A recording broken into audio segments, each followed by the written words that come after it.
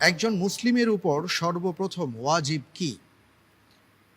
ক সালাত পড়া, খ যাকাত দেয়া, গ জিহাদ করা, ঘ তাগুতকে অস্বীকার করা।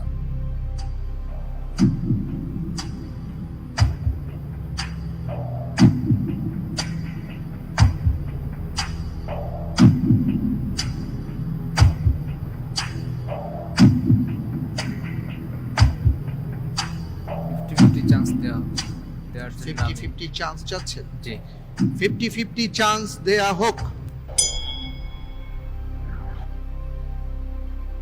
জি, ক সালাত পড়া, ঘ তাগুতকে অস্বীকার করা।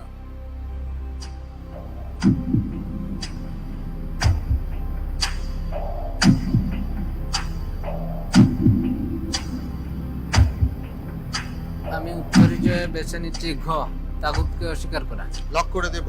জি লক্ষ্য লক করে দেয়া হোক ঘ তাগুতকে অস্বীকার করা।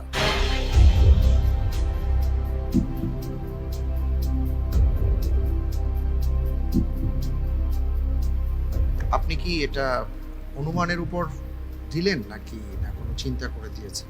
চিন্তা করে দিচ্ছি। চিন্তা করে দিয়েছেন।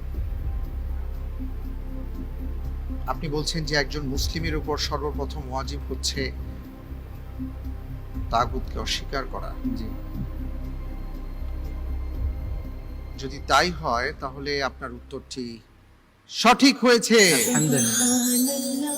সূরা বাকারার 256 নম্বর আয়াতে আল্লাহ রাব্বুল আলামিন বলেছেন, ফামান ইয়াকফুর বিত-তাগুত ওয়া ইউমিন বিল্লাহ ফাকাদ ইসতামসাকা বিল উরওয়াতিল উসকা।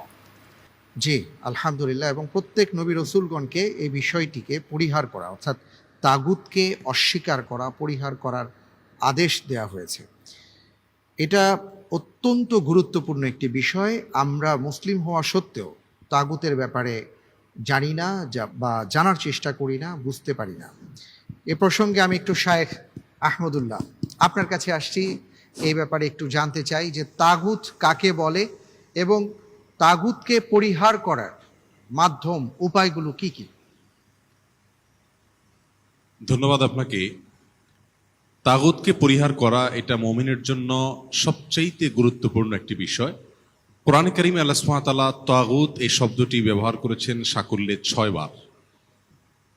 এত গুরুত্বপূর্ণ একটি বিষয়, দুঃখজনক হলেও সত্য, আমাদের দেশের বেশিরভাগ মুসলিম ভাই বোনরা আমরা জানি না তাগুত বিষয়টা আসলে কি এবং তাগুতকে পরিহার করার যে নির্দেশ আল্লাহ সুবহানাহু ওয়া তাআলা করেছেন এবং সবচেয়ে গুরুত্বপূর্ণ নির্দেশ, একেবারে ঈমানের মৌলিক পয়েন্ট, সেটি আমরা কিভাবে করব আমরা জানি না।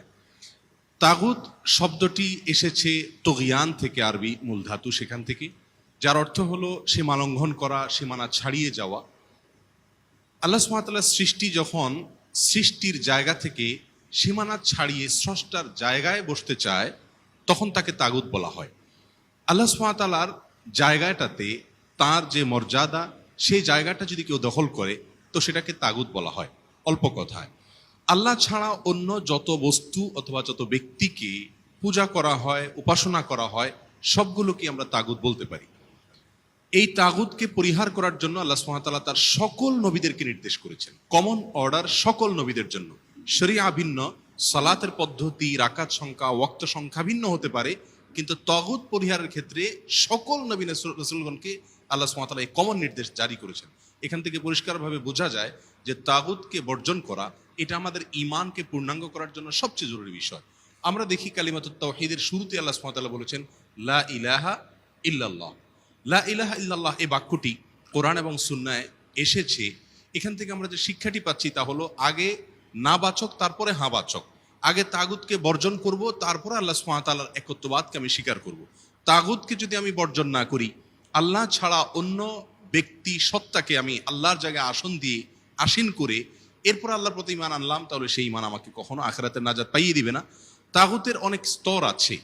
ইমাম ইবনুল কাইয়িম রাহিমাহুল্লাহ তাগুতের 5টি স্তর বলেছেন। তার ভিতরে প্রথম স্তরের তাগুত হলো ইবলিস। ইবলিসকে যদি কেউ নিজের আদর্শ বানায়, তার কথা অনুযায়ী চলে, তাহলে সে তাগুতকে পরিহার করলো না, বরং গ্রহণ করলো। অতএব তাগুত হল 1 নম্বরের তাগুত হলো ইবলিস। দ্বিতীয় তাগুত হলেন সেই ব্যক্তি যাকে অন্যরা পূজা করে, অন্যরা তাকে আল্লাহর মতো করে মানে, মাবুদের মতো জায়গা দেয় এবং তাতে তিনি সন্তুষ্ট।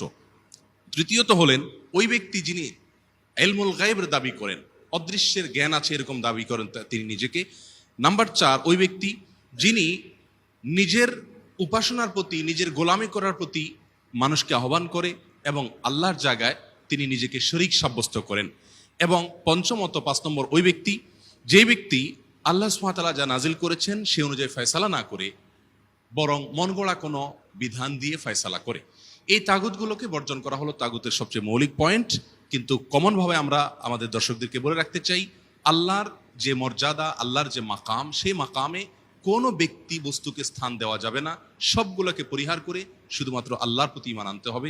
এ হলো তাগুতের প্রতি, তাগুতকে বর্জন করা, যেটি আল্লাহ সুবহানাহু ওয়া তাআলা নির্দেশ করেছেন কোরআনে কারিমে 6 জায়গায়, রাসূল আকরাম সাল্লাল্লাহু আলাইহি ওয়াসাল্লাম নির্দেশ করেছেন বহু জায়গায়। আল্লাহ তাআলা আমাদেরকে আমলের তৌফিক দান করুন। আমিন। আমি অনেক অনেক ধন্যবাদ শায়েখ আপনাকে।